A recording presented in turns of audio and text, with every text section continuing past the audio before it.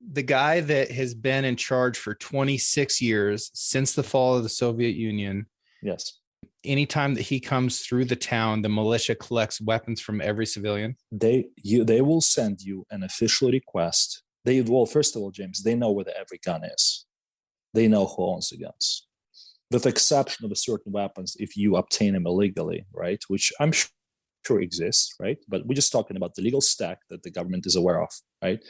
That is registered. They know the owner or the son or the mother or whoever owns that. They know the household, they know the physical address. That is all they need.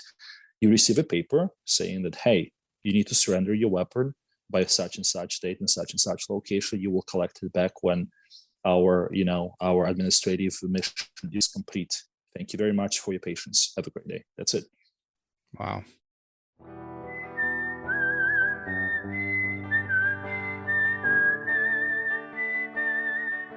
These are stories of outdoor adventure and expert advice from folks with calloused hands. I'm James Nash, and this is the Six Ranch Podcast.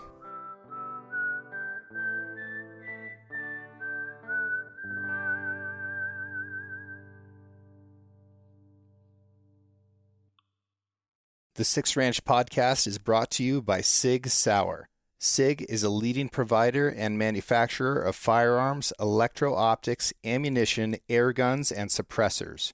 For over 250 years, Sig Sauer Inc. has evolved and thrived by blending American ingenuity, German engineering, and Swiss precision. Today, Sig Sauer is synonymous with industry-leading quality and innovation, which has made it the brand of choice amongst the U.S. military, the global defense community, law enforcement, competitive shooters, hunters, and responsible citizens. Sig Sauer is also a premier provider of elite firearms instruction and tactical training at the Sig Sauer Academy located in New Hampshire. For more information about Sig Sauer and its complete line of products, visit sigsauer.com. First of all, and I'm embarrassed to ask this, but how do I pronounce your last name? Oh, James, please. So it's Andrei Stsiapanau. It's Stsiapanau. It sounds a lot easier than what it looked like. There's a couple extra syllables there. Yeah, Stsiapanau. I can handle that. That's it. Yeah. Where were you born? I was born and raised in Belarus. So I lived a little bit less than a half of my life in a city called Gomel in Belarus, which is a second largest city in the Republic. Yeah, so I grew up in the city living and had a little what they call a dacha, an outskirts of it's something that you will call a cabin in the United States, right? Back back home it's called dacha, and you have that a couple miles away from a city, just like a cabin to get away and grow your vegetables and do your farming and things like that. So yeah. Okay, so is Gomel between Kiev and Minsk? Yes. So yeah, that's the great point. You're spot on, man. So it's basically, it's the second largest city and it's the closest city, if as far as just like a city, in the realm of corporate definition of a city limits, right, is between probably Minsk and Kiev for sure, and it's super close, right? Like I think the ride. Oh God, I don't know. It's maybe 120 miles, maybe a little bit more than that, maybe 180, right? With some detours, but it's not far at all. The Ukrainian border is super close. Okay, how close? Well, I can look it up right now, or maybe if you have a map on your screen, I can tell you exactly. But my guess, I know that Chernobyl, right? Chernobyl is a crow flies is 70 miles, right? If you just draw diagonal line between Chernobyl and Gomel, the city of 680,000 plus people, maybe close to a million today, right, is only 70 miles the crow flies, right? But if you think about what it'll take you to drive, you'll probably drive for 130 miles, and that's what you can probably clear that under 2 hours without any stops, and you will be already way past the Ukrainian border, right? And if you're just aiming for the border only, gosh, you're only talking, hour and a half at most. That's it. When did the disaster occur at Chernobyl? That would be April, right, 1986, and I was 2 years old when that happened, James. 2 years old. Yes. And were you downwind from that? Oh, absolutely. And it's if we would have pulled up a map right now, how all the particles and the wind blew, and what became as a fallout zone and a zone of exclusions, it would be literally, you would see the most meatiest cloud, the reddiest purple zone of radio particles post the fallout of 1986, is right above the entire county of my hometown, and stretching out far, for 800 miles to Russia portions and what have you. And then, of course, winds shifted and they went somewhere else. But the biggest impact was in around all surrounding my city in 300 to 400 miles radius. And that's what I've seen on maps as well. And I think when people look at the Chernobyl nuclear disaster, they think of it being primarily a Ukrainian issue, but Belarus was hit much harder than Ukraine just because of where those particles went. Precisely. And it's like the radiation definitely traveled, multiple times all over the globe right by now, and even 30 years ago back.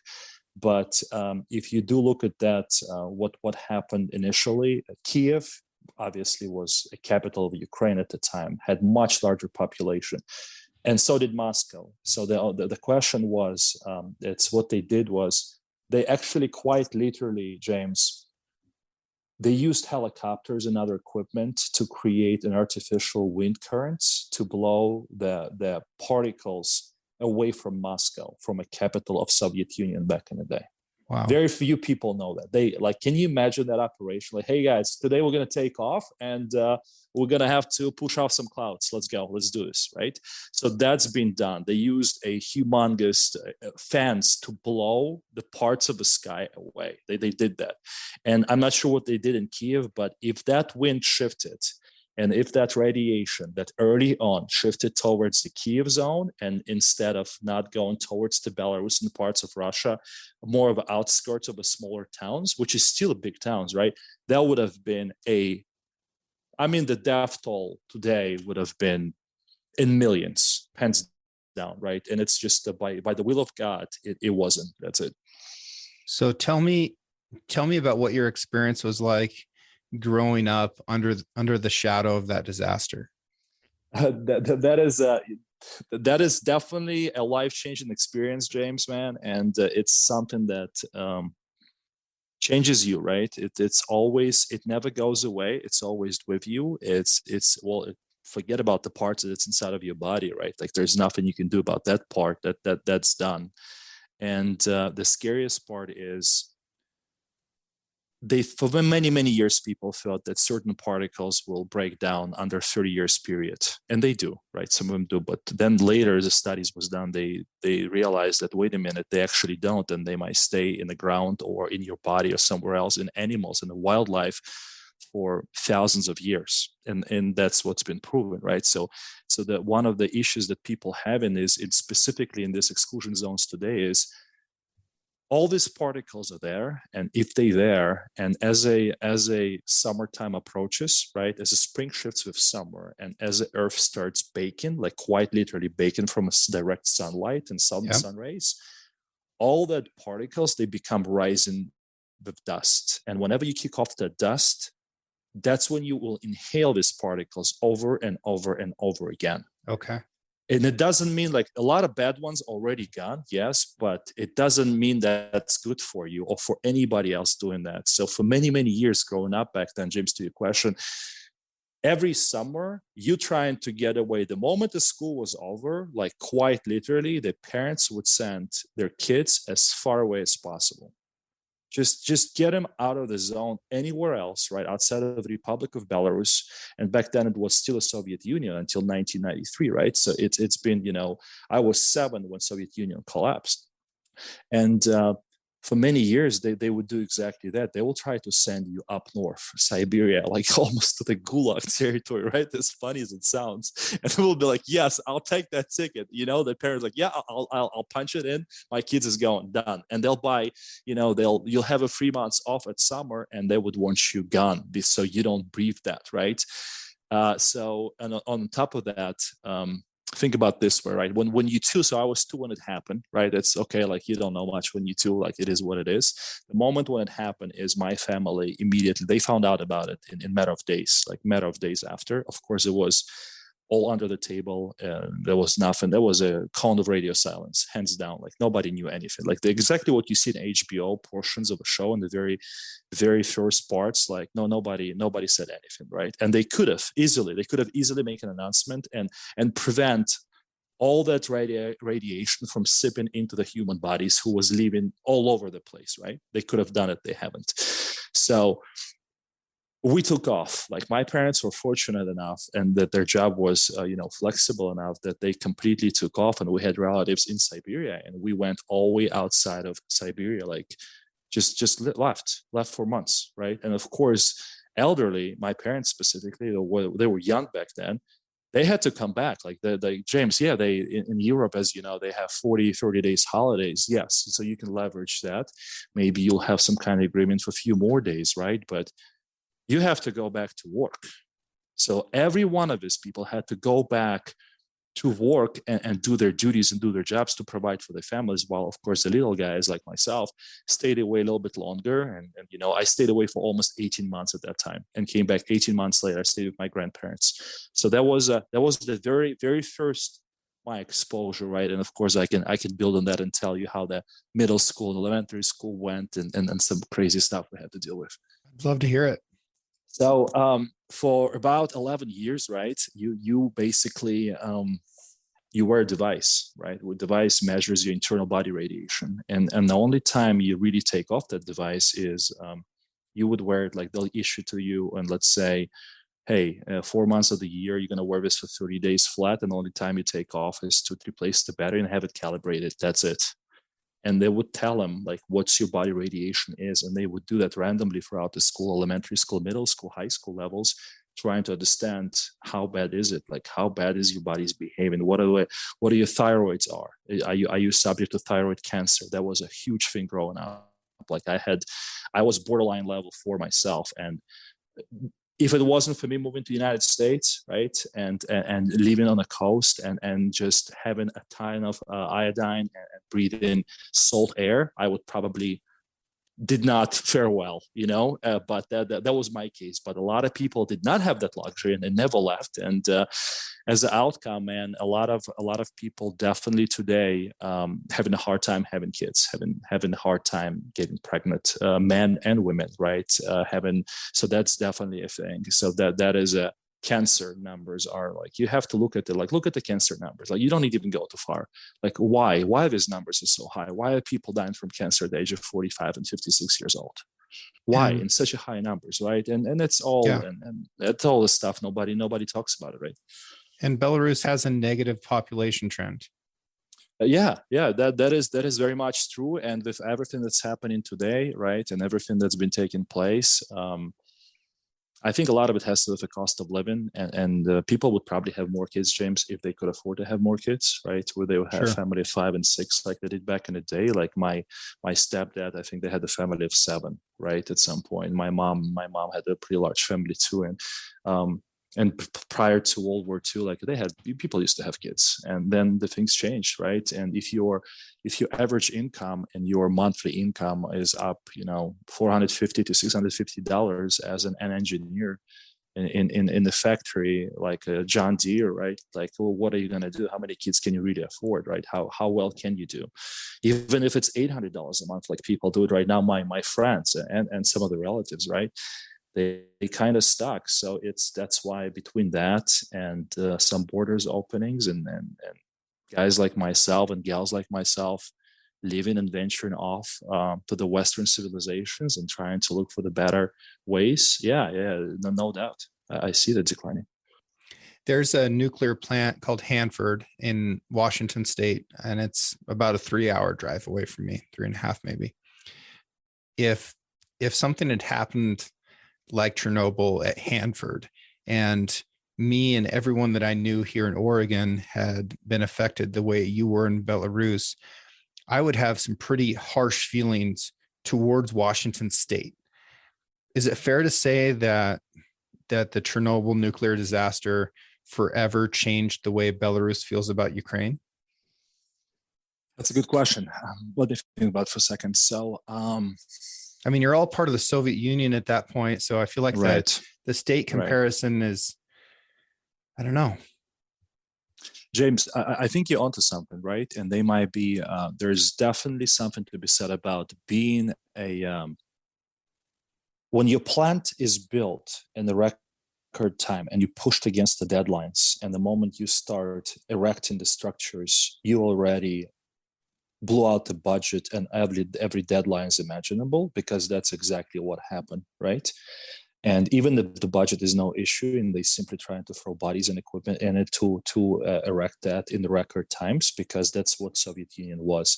Everything had a 5-year timelines. Within this 5 years were another timeline, another deadline, right? That's how the guys operated for years, right? That was the regime, that was the message.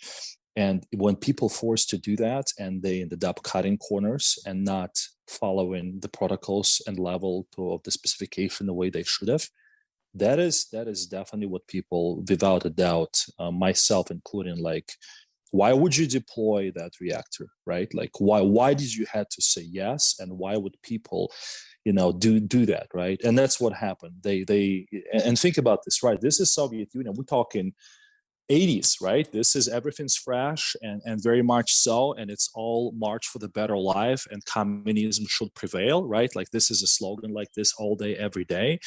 And people just like, yeah, man, we got to do what we got to do. Well, will it work? I guess, maybe, right? Let's do it. And if anybody, I would have a serious problem, right? Or with a Soviet Union at that time. Like, why would that have to be the message, right? Like, okay, we can do this. We're not even erecting a bridge. We built a nuclear plant, right? Which has no secondary containment of any kind, because you did not follow whatever technology was available to you. You could build a good plants, and you've done them before on record. But here in this exact case, you had to go and make that statement that you can build this, and you've done it, and look at us, look how mighty we are. Yeah, that is the problem. Like, that is not something any government would do. And I don't think it has anything to do with Ukrainians at all, because they were caught up in this just as us. It's a brother nation, right? They really are, right? Like, I speak Ukrainian, I speak a little bit of Polish, Belarusian, and Russian, 4 languages, right? We all grew up together being so tight. And there was never a thing, like, it was never like, hey, you guys did this, we're gonna hold you guys accountable. No, if anybody, it's Soviets, man. It's Moscow would be, in that case, government. Gotcha. Well, in today's conflict, a lot of what people are talking about is energy, whether that's Russian oil or Ukrainian natural gas. Yeah. That's a lot of what people are talking about right now. Yeah. When you came to the States, growing up the way you did under the conditions you grew up in, how did you feel about energy? And then how did that change the way that you conducted yourself professionally? James, this is a life-changing experience for me, right?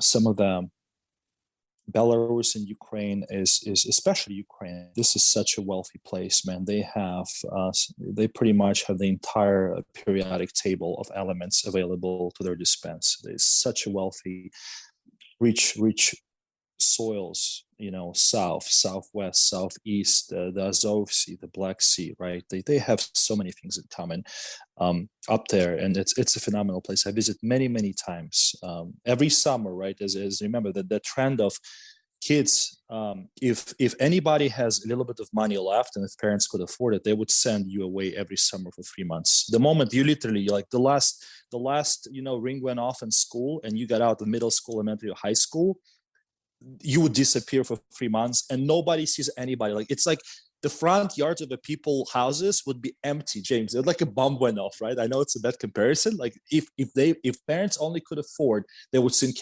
kids away anywhere else, in Europe, travel anywhere, just anywhere but here, right?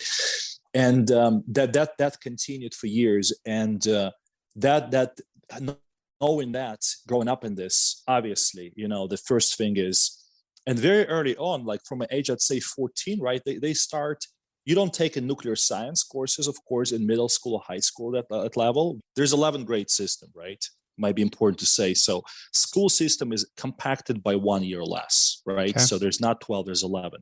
So there's a little bit more information you take. And of course, James, as you know, all the credits are mandatory. Like, it's not like you have a choice. Like, you take in all of it.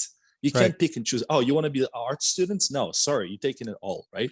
And specifically on the nuclear science front, did we know about it? Yeah. Did we know how reactor operates? Probably not in high school, but definitely by the time you got to the first year of university, and as a higher you progress in your courses, by age of 16, you're already enrolled in university, right? You're already in the first year. 17, you're done with the first year. 18, you're done with the second year.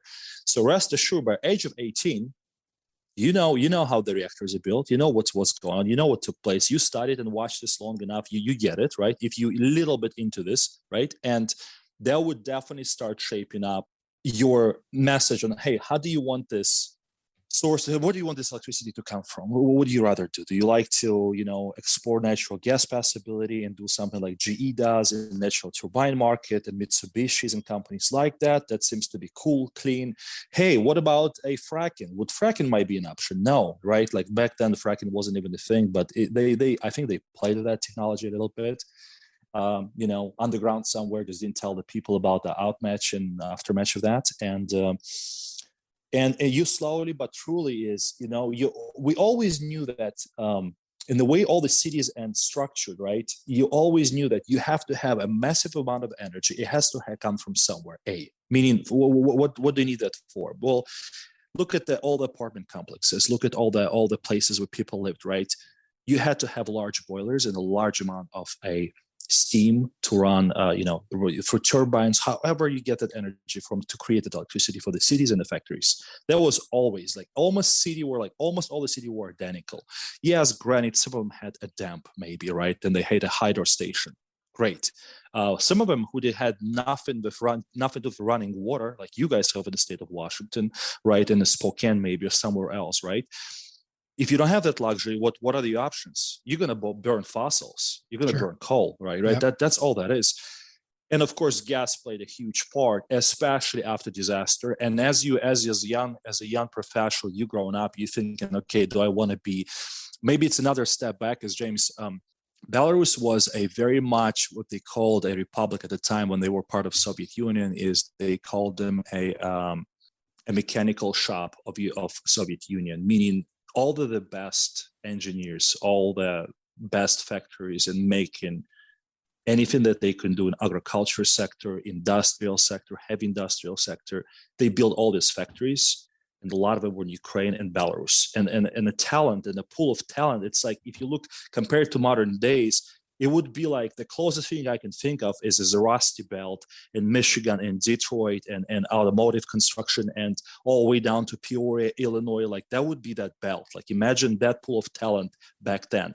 So everybody is young engineers, young families moved from all over the miles away, right? They all get to the cities, they establish the cities, they support it, and they grow in.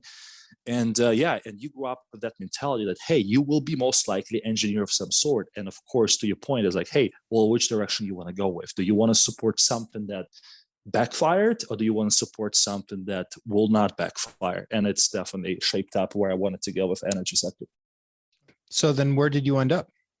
So I got lucky, right? I went to school, studied for civil construction, electrical engineering, and finished out my degree in University of Moscow, and became electrical engineer. And at that time, I was already United States. Moved out here in 2003, and I turned 19 years old in the United States, and continued very quickly. Realized that maybe I do not need to work for anybody else. Maybe I'll just want to start my own business. And I became electrical contractor, and very early on, and start living an American dream, man. That was my story. That's awesome. And you worked for Tesla for a while, right? Yeah. So I had my startup for about 11 years. Even when I was employed for Tesla. And prior to that, Solar City. I landed a job.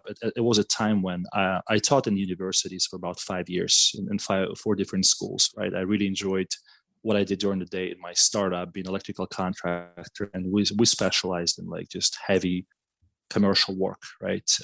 industrial work. And I really enjoyed learning throughout the day, and enjoyed passing my knowledge to younger, men and women, younger professionals, in some evening classes and some adult education classes, and some, community colleges and colleges in state of Delaware, Maryland, Virginia. So I worked for different school systems for about 5 years. And at one time, Solar City back then, right before Tesla acquired them, they came in to recruit some of my students in my photovoltaic class of clean energy class, right? That the curriculum for which, you put together yourself as a professor, and they ended up hiring me. So that's how I ended up in Solar City at first.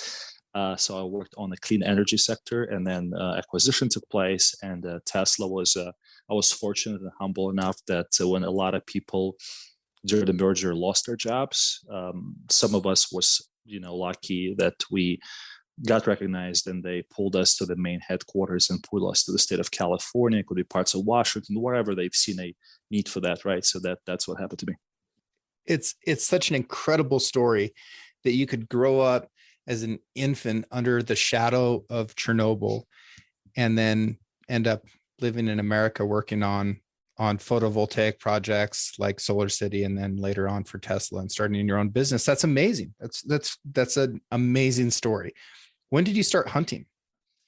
James, I started that is growing up, right? I might have seen when my parents got divorced very, very young. I was 5, I think, right? So there's that big gap, and my mom did not get married until I think I was maybe like 7 years later, something like that.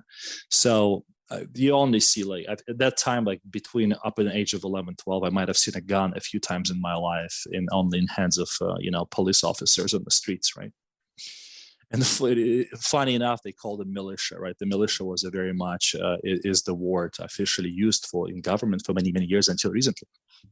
So you don't really grow up seeing guns, which is completely, and I know a lot of people in the United States, they grow up without guns at all, right? And that's fine, right? There's something to be said about that. And but back home, it was not a thing. Like, you just didn't have it.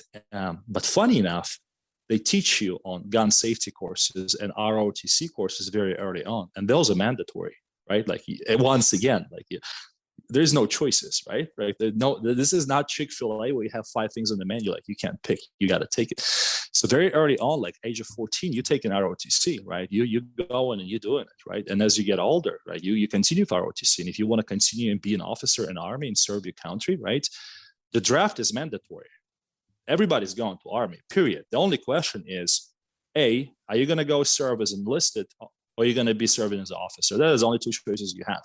And if you want to be enlisted, sure, you don't need to go to university. You don't need to go to college. All you got to do is just hang out and maybe get your adult education degree, get your specialty as an electrician or mechanic or anything like that. And then you have to go, by the time your school is done, you have to go serve your country.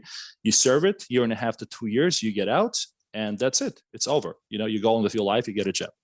If you want to be engineer, or if you want to be an ROTC, well, guess what? You got to finish the university with ROTC program. And those were extremely hard to get into. I mean, like, James, if I tell you they were like the next level, it would be like an understatement, because everybody, like, for some reason, all of us, and it could be that Belarusian mentality again of trying to be the best human being you can be, is the most productive you can be, is that desire was in all of us. Like, I remember, I think my high school, when we graduated, I'm pretty sure, I don't know, 85% got into the colleges and universities on the scholarships, right? They actually got in for free, right? And to get to ROTC was a whole different level. And I was fortunate enough, my grades were good enough, I got in at this ROTC school because I just wanted to be like, hey, if I'm going in, I'm going as an officer, period. That was my plan. Got in, right? Did 2 years then, and then transferred to the different school. But still, needless to say, is that was the thing. And of course, at that time, you start seeing guns, you start getting introduced, right, to the different things. But prior to that is, did we think about hunting? Oh yeah, absolutely. I wish my stepdad, right, took me out. He was very much into the fishing, so he wasn't a hunter. But I know that his family, who actually only lived 20 miles away from Chernobyl altogether, they were even closer. They were super close to Pripyat, where the factory was, the Chernobyl factory at the time, right? They were right in the spot. And his life story is, is remarkable by itself, right? How these guys survived, I have no idea. And their parents were in defiance when during the Belarusian occupation by Germans. They made it all, throughout the war from 1941 till the 1945. They fought on the entire side, and then they drove, Germans all the way down to Berlin side as well, and they survived that. So they definitely were they hunters? Yeah. Was I part of that? No, and always wanted to be. And then I remember meeting my high school girlfriend, and her father was a hunter. And that's the first time when I got introduced to hunting, right? Being a first year student. And he's like, hey, you want to go check it out? You want to see what it's all about? I said, sure. And at the time, they were hunting rabbits, right? They were going after just a small game, some waterfowl and rabbits. But it was great, right? It was fun. I mean, they fire a lot of shots, right? The weapons are primitive, right? You got 2 shells at the very most, you reload, right? But still, and the rabbits hunting was, what they did is, James, they'll pick up this private field, right? And they'll just drive up and just blind them, just straight up blind the rabbit. The rabbit just stays there, right? And they're pretty big rabbits, like they're not tiny, like they're pretty decent size. And this big is at night? Ears. Yeah, this is at night, exactly. This is at night, right?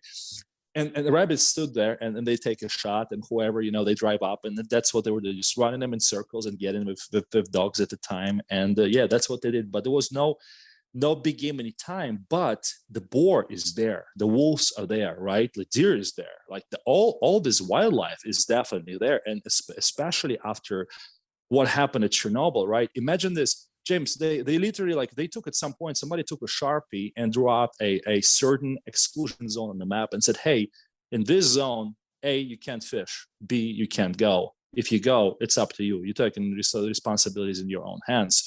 If you want to go and get some mushrooms out of the woods, be my guest, but you can't sell them. You're not supposed to, and you better check the radiation level, anything you get, right? So for many, many years, I think it was probably blessing and a curse. It might have been a blessing for the wildlife because they just thrived. I mean, I've seen a couple of friends of mine, they're in civil engineering, and they do the land surveying back home, and they go to this darkest, most remote parts of Belarus to do the land surveying jobs, right? That's this job, right? They're doing some kind of project there, and their company sends it, and they go in, and he's like, Andrei, anywhere you go as a land surveyor, the moment you get off the truck, your gun never leaves your sight. It can't, because there's a pack of wolves. There is a deer with horns as big as swords, right? And you don't know what that thing is going to do. They haven't seen a human in probably 10 years, right? Except us. But you can't eat them. And if you do, you better check, right? So that was very much a thing. Are devices to be able to check radiation, are those common? Is that something that people just have? Oh yeah, of course. And of course, there comes the thing like, hey, how often do you calibrate them? Do you follow the manufacturer instructions? Hey, do you due diligence? Same as everything else, maintain your stuff. And if you're successful at that and you can manage to do that, the people have them all the time. They're readily available. And they sell them, right? Any produce, any wild game that makes to the market, it will get tested. Make no mistake. It will never be the case that it just got rubber stamped and it's contaminated. No. In fact, that's complete opposite. They'll retest. And it goes for a farming as well, right, James? Because that cloud is everywhere. People farming in this territory, right? People farming outside of that zone. Once the winds start blowing all this, all the dust in summertime again, you don't know your pigs got contaminated and you have a pig farm. So they have to go, the control measures that they have in place are so rigorous. And when it comes to health and safety today, if you're buying something at the store and legitimate places and legitimate markets, and they all are, there's no underground market for that type of stuff, right? It's good stuff. You won't get sick, period. It will be a norm. Yeah. And have you got to hunt since you've been in the States? So definitely. So I got out of Belarus, right? It was all small game. And another maybe I'll give you another quick fun fact. But my neighbor who happened to be a lifelong officer in a Russian army. He was an older gentleman, and his son was maybe 7 years older than me, and living in an apartment complex in the same level. We live in the 7th floor in an apartment complex, 10 stories tall. And he was a officer, 30 years in, retired, stationed East Germany for many, many years before the wall came down, and only got relocated after the wall got turned down, right? So he got to hunt. And that's like, I think the passion is, for me, was like, hey, hearing his stories and seeing his trophies and seeing his moose racks and his, deer stacks, and seeing the trophies that he collected and he brought over from East Germany meant so much to him. And taking his weapons apart with him and taking his shotguns. All he had was shotguns. He had nothing else. That's all he had. It was never a bow, right? Never compound bow, never nothing. Not even recurve, right? So there was always shotgun sight and pump gauge, the different types. And watching that growing up and just watching and hearing him, like he'll have a couple drinks, right? And he'll tell you a story, right? Like, hey, this is what we did here. Here's how we done it. But again, you're like, oh man, how do you do that? Like, dude, is that even legal? And he's like, yeah, well, in Germany it is, right? And that's, and back then, of course, I probably felt nothing off of it, right? Like, oh, I knew that I can't do this in Belarus. You'll never get a license, right? First of all, you got to get license to get the license for the shotgun. Well, good luck for that. That's going to get, in order for you to get people probably don't even know today, you want to get a weapon, like a legal weapon under your belt, under your name, there's a path to do it. But the path is, James, it starts with psychiatric analysis and complete background check on so many levels. Like it will take you 18 months to even get close to that level, right? You'll get it, but you probably get it'll be 3 shell shotgun, 12 gauge more or less. That is going to be the highest level of anything you'll ever hold in your hands legally, right? Maybe in some people, if they hold a lot of cash, they do a lot of business, maybe they'll get a pistol license, right? That could be the case. I can see that. But other than that, like that's it. Like you won't see anything else. But watching him and hearing his part of his adventures, that was definitely a most exciting part. And like I said, man, bringing for someone like, okay, I'm sure they had a budget when they moved his family from East Germany to Belarus, and he happened to be in our city on a 7th floor apartment. I'm sure it costed, some money for the government to do that for him. I'm sure he was like in a cab, but for him to take whatever the little belongings that they have and a bunch of German Bavarian mugs and the beer mugs and all that stuff, right? And trophies from his, on his wall. Like it's almost seemed that all he took was his trophies. There was barely any belongings, right, in his uniform. That definitely that was with me. And the first time, man, James, another thing is, first time I remember eating steak was in the guy's house. Until that day, like the steak is never the thing. Like there is no such a thing as steak. Steak only appeared in the Russian horizon after collapse of Soviet Union in 2011. That's probably when the first, Moscow, maybe, yes, they were far more advanced. Moscow's hands down. But the rest of the country, dude, nobody had a steak. Like nobody knew what the steak is. I never grew up like you talking a whole lot. So you get somebody gonna cut you a piece of slab an inch thick and cook it in an open fire of some sort? No. No, dude. Like that's too much meat for one person, right? There was different. I mean, there's definitely other festivities, right? They'll make shish kebabs and they do a lot of kebabs. They do a lot of, but a slab of meat, no, that wasn't the thing. And that guy's house, a German stationed Russian officer of 20 plus years, right, 30 years, that was the thing. Salt and pepper, man. Salt, pepper, iron skillet. I remember doing it. That's so amazing. And honestly, I didn't grow up eating that much steak either, even though I was on a cattle ranch and we hunted a lot. Most of what we were eating was wild meat. So that was going to be deer, elk. And there's not a lot of good steaks to cut off of those animals. So it was mostly burger and different burger things. It's definitely much more common now for people to just casually order a steak at a restaurant on a Tuesday night or whatever. Or that's what you're going to go buy from a grocery store. But it's definitely a reality check to think about a massive country region, consolidation of countries like the Soviet Union, where most of the population never, ever experienced that.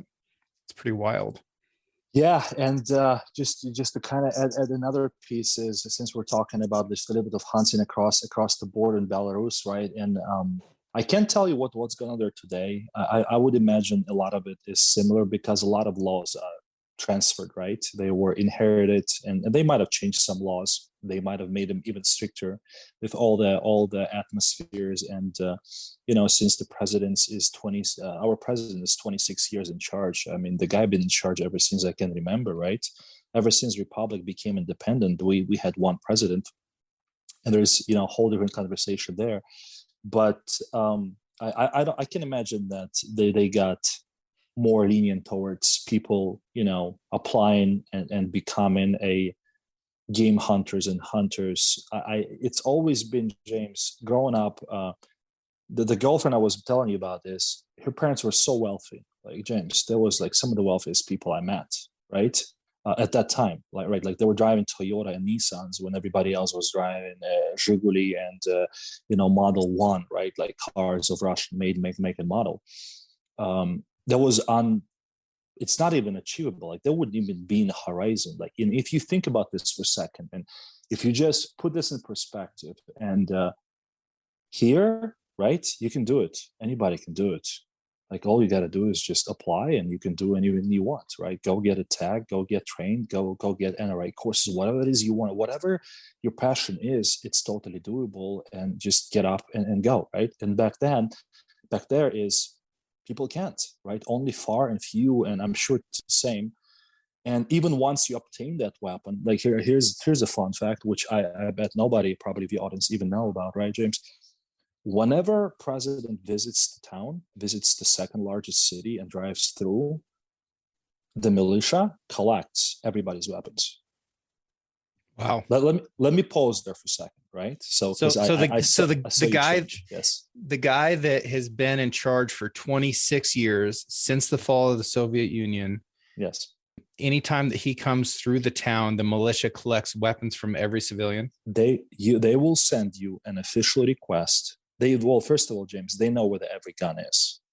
They know who owns the guns, with the exception of certain weapons if you obtain them illegally, right? Which I'm sure exists, right? But we're just talking about the legal stack that the government is aware of, right? That is registered. They know the owner, or the son, or the mother, or whoever owns that. They know the household, they know the physical address. That is all they need. You receive a paper saying that, hey, you need to surrender your weapon by such and such date and such location. You will collect it back when our administrative mission is complete. Thank you very much for your patience. Have a great day. That's it. Wow. So I got a new rifle in today, actually, and went and got paperwork started. And prior to the COVID pandemic, I never waited longer than like 5 minutes for a background check. So yeah, I could just, I'd fill out the form, they would call it in, give them the information, and they'd make sure that everything that I said was correct, that I wasn't, a felon or any of the other questions that they ask. And then I could take my gun home. Since the pandemic, so many people are buying guns now that the wait is quite a lot longer. So today I was number 2,353 on the waiting list, and that'll get processed by Oregon State Police over in Salem. And when my number comes up, somebody will look through and they'll make sure that everything that I answered on that sheet is correct, and I'll be able to take that rifle home. And they process anywhere between 400 and 600 of those every day. So it's going to take, over a week of business days just to be able to bring a rifle home. And you'll hear politicians say stuff like, it's easier to get a gun than a cheeseburger or whatever. That's just not the case. That's fake news, but certainly easier than what you're talking about. Yeah. And look, like, I remember days like I was, I own quite a few guns, right? And always will and always will be. And it was one of the first purchases I had once you get a green card, you don't have to be a citizen to own a gun of the United States. You have to be a lawful permanent resident, right? That's the green card equivalent. It's the same thing, right? That is the fancy word for it. You have your green card and you can go and apply. And it's what I did. It was one of the first purchases I made because I received That's that awesome. right. James, I literally went to Gander Mountain, who's no longer in business, right? Yeah. And applied for, Glock 45 because it fed my, I'm a pretty tall guy. I'm 6'5", right? And it fed my palm, fall right in, felt like butter, and I loved it. And that's how it started. That's how my journey started to the hunting experience and being a law-abiding citizen. And at that time, it was state of Maryland. Delaware was much more lenient, and it was walk in, walk out at that time, like you described, very much so. Maryland wasn't the case. It took a little bit of time to process, but hey, you've done it. Yeah. Okay.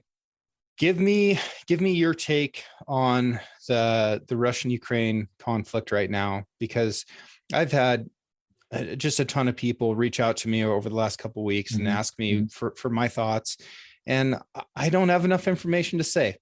Yeah. I'm not super familiar with Russia and Ukraine. I don't know their history. I don't know the current politics.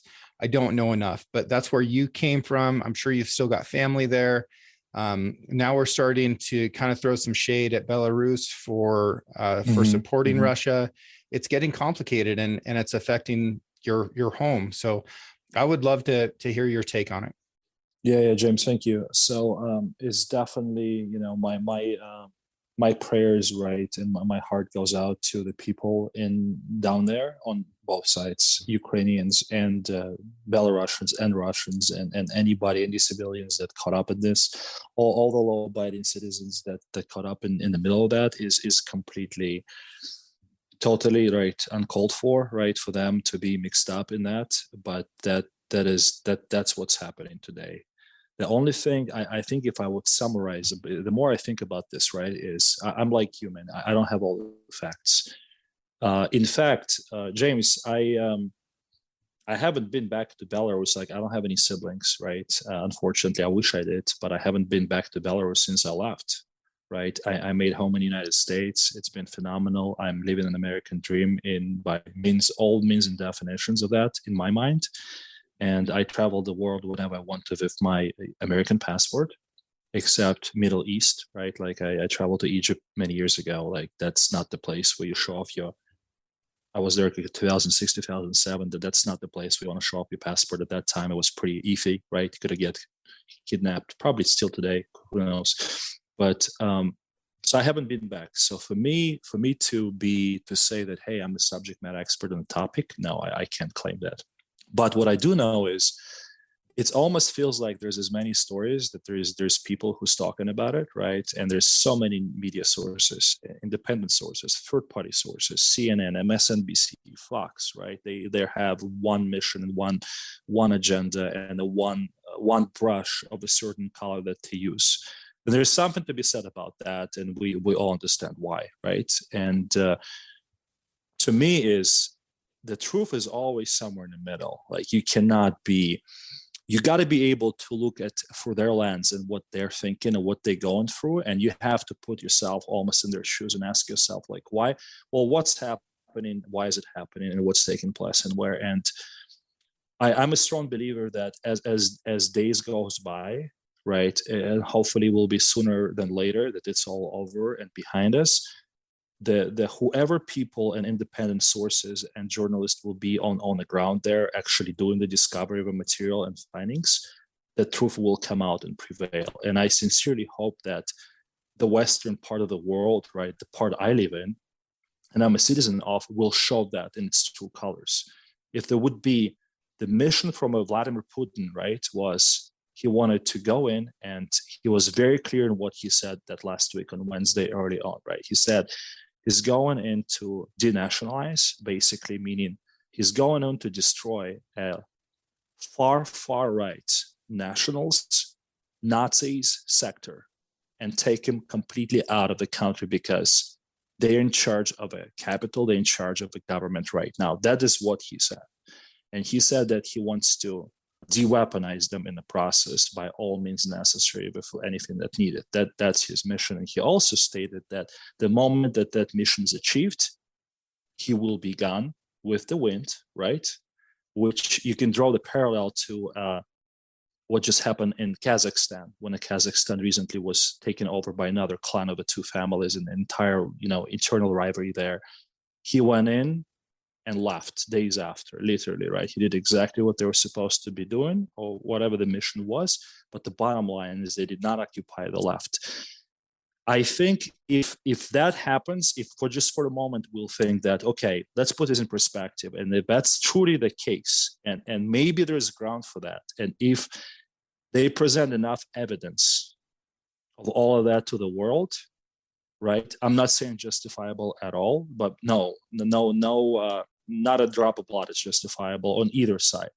There's a massive casualties on both sides. I know for a fact is I've been doing my own discovery and counting bodies and flags on tanks and what kind of tanks are these, and doing the Google map reveal versus to the street image and footage you get in, right? Like you can dig in with modern technology, you can dig into this very deeply, and you can clearly see that both sides are suffering, and Russians suffering too, and there's a lot of casualties. There's a lot of people dying.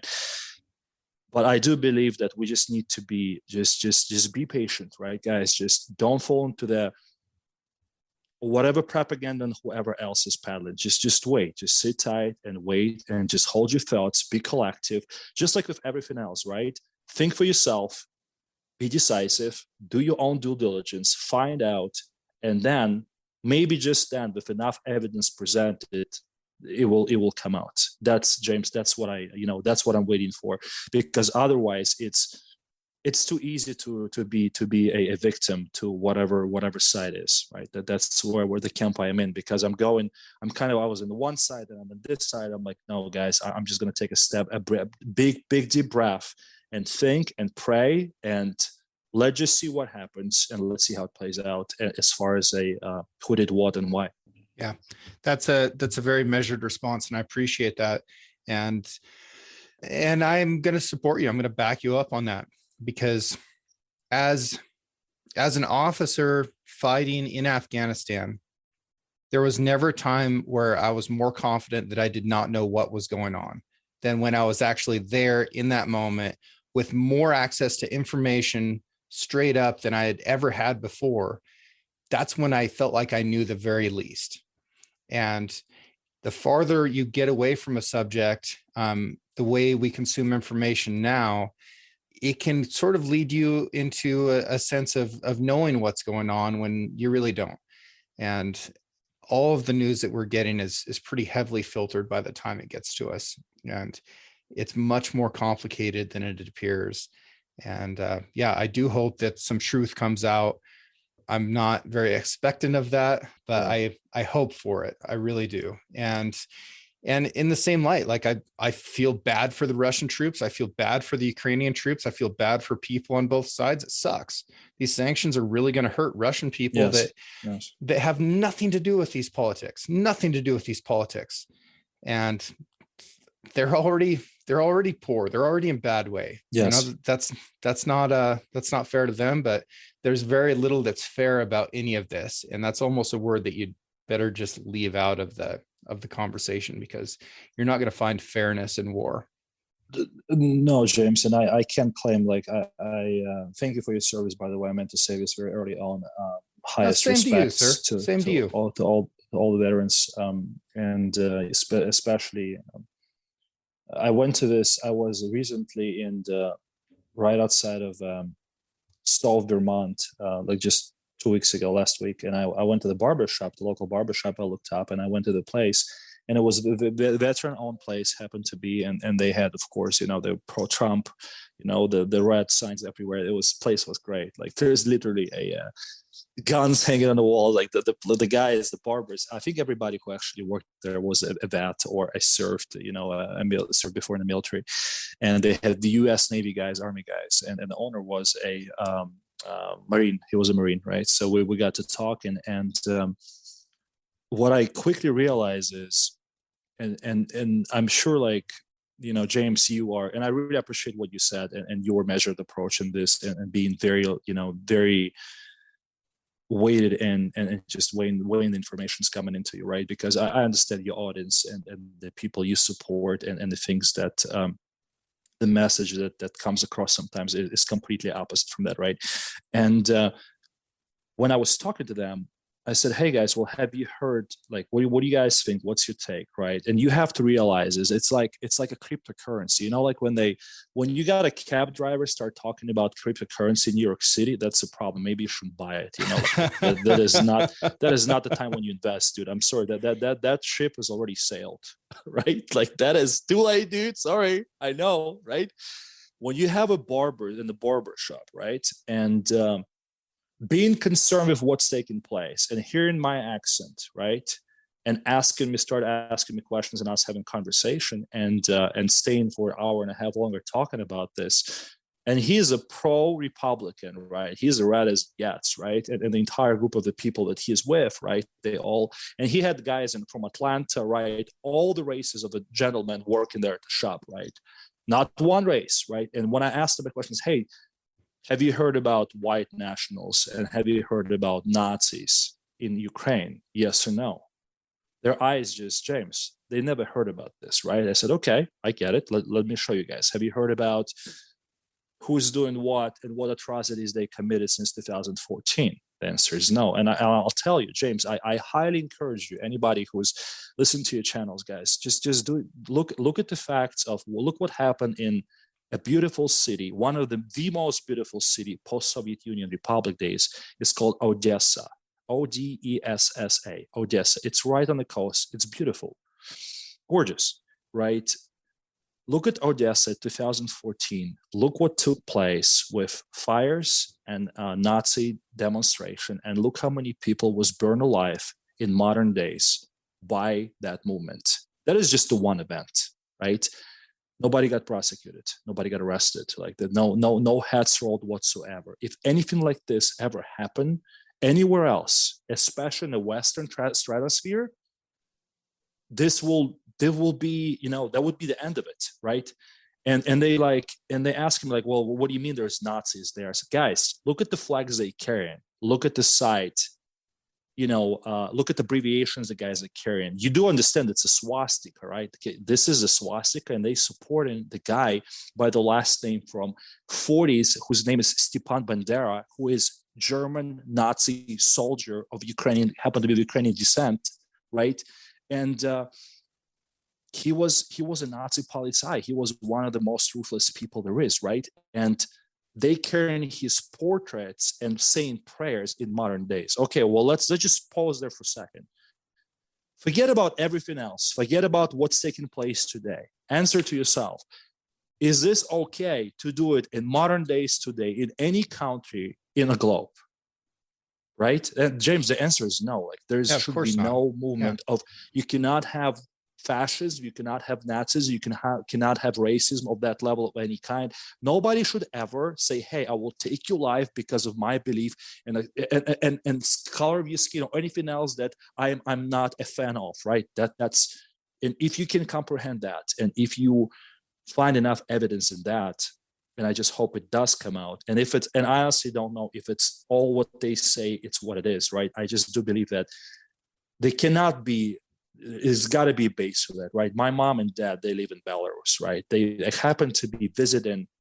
They came here about a month ago just to visit us, and they can't go back, James. There's no fly zone. Like for them to fly back home, they have to fly for Finland. Like the detour, they have to go for the northern part of the world to get back down to Belarus, right? And I'm sure there's hundreds of people like that, maybe thousands, right? And they're lucky to have us. They're happy to stay, right? That's why we share the household. That's a whole different story, right? That's why we live in the in-laws. Always great, but they are strong believers. Like I'm looking at my mom and dad, right? And they have no reason to lie to me. Like they've done their due diligence, they've done the discovery. They're not trying to sway me in any way, left or right. They understand about my passion, my love for the country, where I am, being U.S. citizen and being proud and having kids and family here, and never even going back to visit, right? Not once, right? They get it. They're not trying to explain anything to me. They just simply having casual conversations, and I believe that it's okay to have these conversations, and that's what we're missing. In the end of the day, is like it should be okay to sit down, have different opinions for both sides, or 3 or 4 sides come together and discuss the things, the facts, compare the facts, draw your own conclusions, wish each other have a great night or day, and walk away. That's what it's used to be about. And somewhere along the way, it's all changed, and it became very political, right? Well, And it hasn't it's changed on this show, unfortunate. because I want people to talk about what they believe and why they believe that, where they come from. And then I think that if we all do that and we continue to do it, that we'll understand each other better. And I'm not here to silence voices or silence opinions. I'm not here to necessarily disagree or agree with anybody. I just want the stories to be told. And I think that we can all learn from that and improve collectively. But yeah, God, what a tough situation. What a tough situation. And like you're talking about, like, there's just levels of complexity that we will never understand, but with any hope, we can understand more of it soon. But it's not going to be immediate. And let's keep all the people involved kind of in our thoughts and prayers, and hope the best outcome for everybody, and understand that this isn't necessarily it. Like, that everyone is losing right now. Everyone is losing in this conflict, no matter where they are in the world. Nobody wins. That is certainly a thing, right? And what I cannot shake off that, James, and I really appreciate you saying what you just said, and I do support you in that regard. And I wouldn't be here otherwise, right? If I knew that you were the guy and it was your agenda, like, I would just wouldn't do it, because that's not the place to be, especially with what's happening in the world today. I just can't, when I take a step back, right? If I just look, like, we always, I can't remember who said that we always have to learn from our history, right? Maybe many historians said that. And look at 1930s. Look at Germany in 1930s.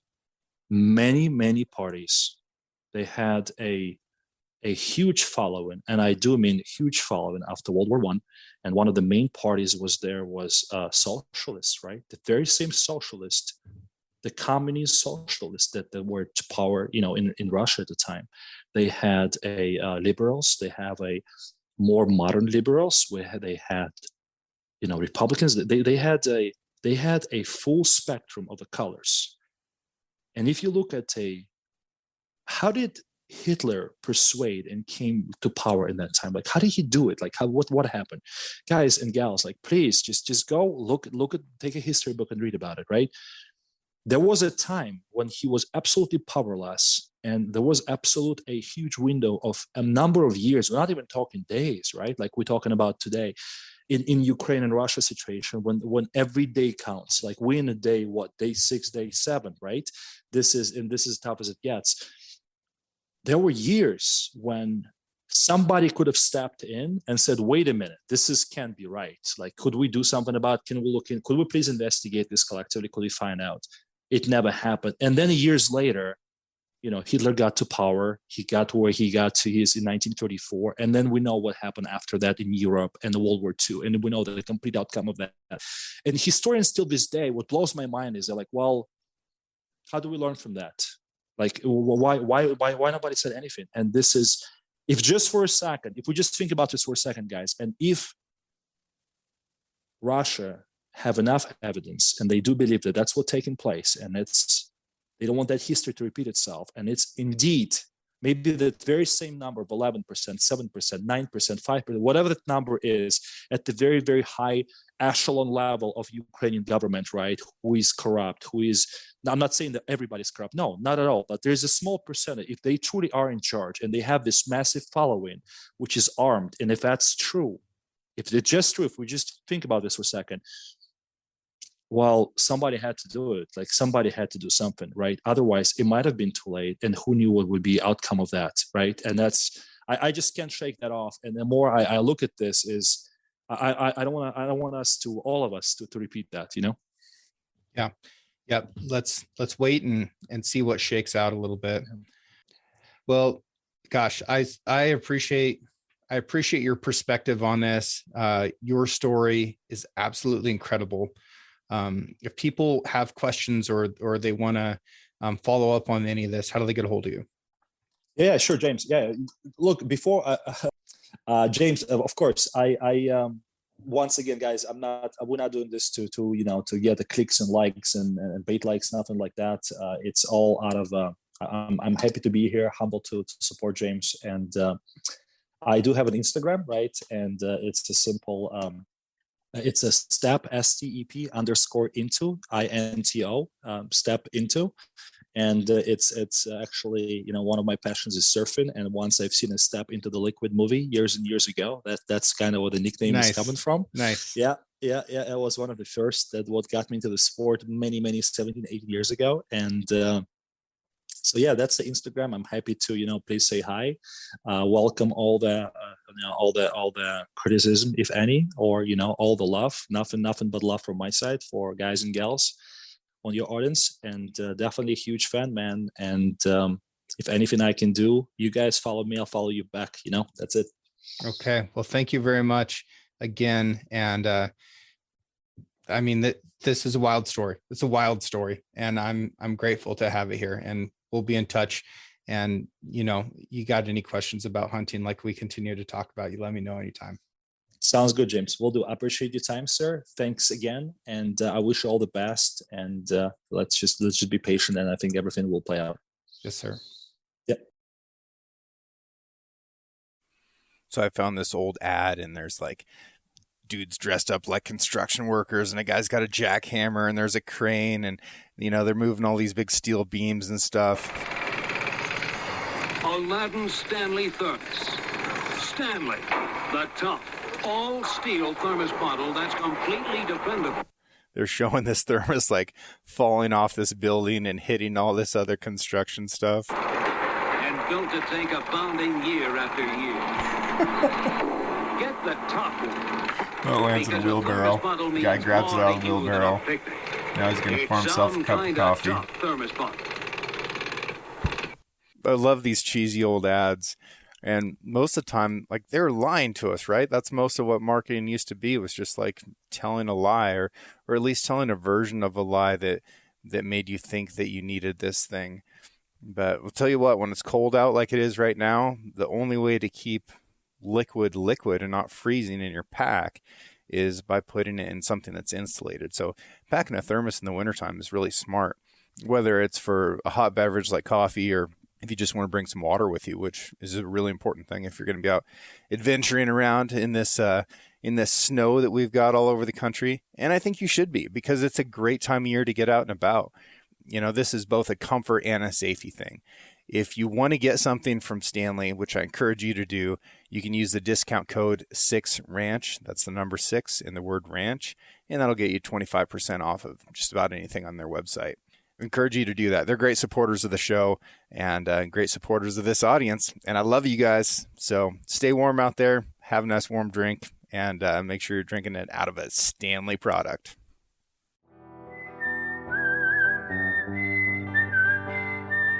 Thank you for listening. If you enjoyed this episode, please subscribe and share the show with a friend. You can also rate the podcast and leave a review. Your support allows me to keep doing what I love, which is meeting incredible folks and sharing their stories with you. For more content and photos, follow the show on Instagram at 6Ranch Podcast, or me at 6Ranch Outfitters. This episode was produced by Emily Brannigan, with original music written and performed by Justin Hay. Art for the 6Ranch Podcast was created by John Chatelain and digitized by Celia Christofferson. Tune in every Monday for a brand new episode of the 6Ranch Podcast. I'll catch you next week.